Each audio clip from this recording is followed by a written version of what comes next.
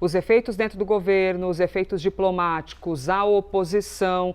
E em instantes eu volto com ele, Jonas, para ele explicar para a gente a diferença, tá bom? Entre facção e organização criminosa e terrorismo em si. Clarice Oliveira, pensando nas eleições, esse é o momento para o governo ter cautela? Ou estratégia para manter a soberania? Eu estou bem curiosa para entender se o lance vai ser vamos partir para cima ou não. Nesse debate a gente não vai se envolver, a gente vai ficar bem quietinho. Bom dia para você, Bom dia, Elisa. Clarice. Bom dia para o Theo, para o Eli Jonas, para a Isabel, para todo mundo que está com a gente aqui hoje. Elisa, ontem, assim que veio à tona essa notícia sobre a decisão dos Estados Unidos de classificar o PCC e o Comando Vermelho como terroristas, no governo federal, no Palácio do Planalto, a gente tinha um clima de muita surpresa. Não que esse assunto já não entrasse nas conversas, inclusive do Itamaraty ou da assessoria de Lula para assuntos internacionais há muito tempo. A gente sabe que desde a época do tarifaço existe no ar ali alguma expectativa de que isso pudesse acontecer.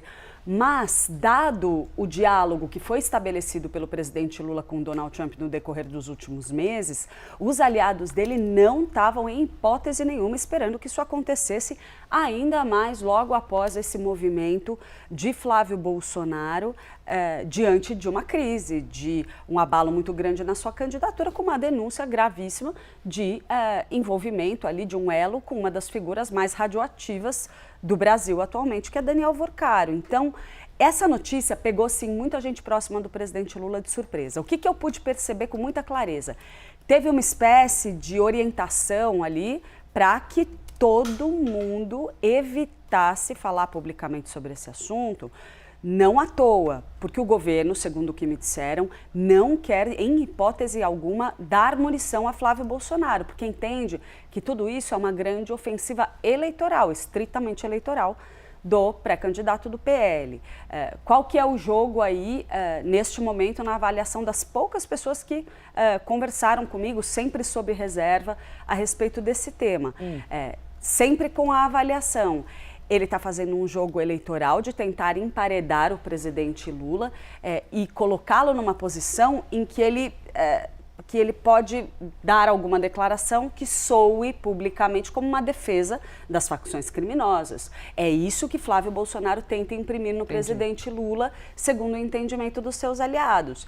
Então, o que Lula deve fazer, segundo, pelo menos, a avaliação dos aliados dele com os quais eu consegui conversar?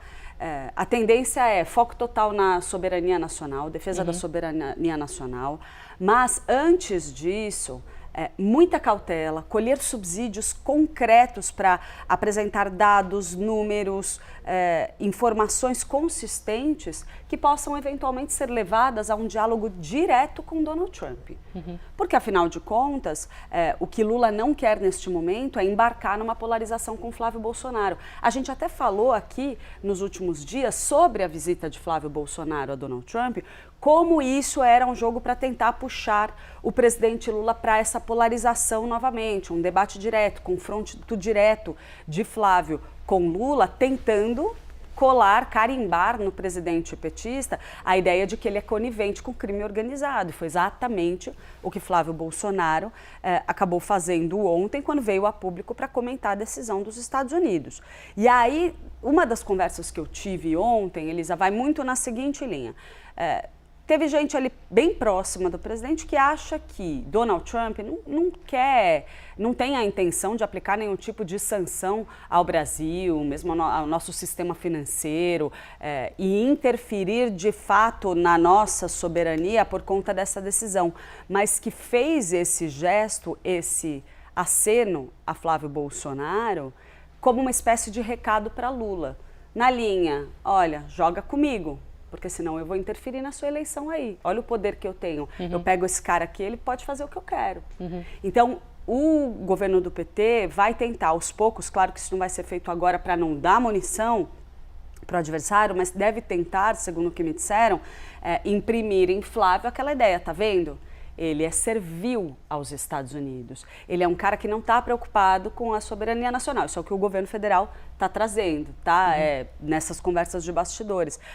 Ele não é um cara preocupado com a soberania nacional e com os interesses brasileiros. Ele está fazendo isso em interesse próprio eleitoral e disposto a ceder aos interesses dos Estados Unidos em vez de trabalhar pelos interesses do Brasil. Então, essa vai ser toda a linha de argumentação que deve permear a estratégia do governo do PT, mas não dá para fazer isso agora, porque se Lula simplesmente vem a público agora e de cara bate de frente com Flávio Bolsonaro sobre a classificação das facções como terroristas, vai soar na avaliação de seus aliados que ele está defendendo o crime organizado ou, no mínimo, sendo conivente. E do ponto de vista eleitoral, é claro que isso acaba pegando muito pesado. Mas também a turma do Lula minimiza o efeito disso para o eleitorado que vai ser decisivo na eleição, que é o eleitorado de centro.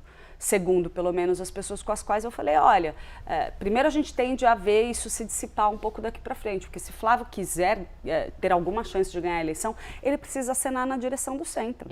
E o que ele está fazendo aí é dialogar com a sua própria base histórica.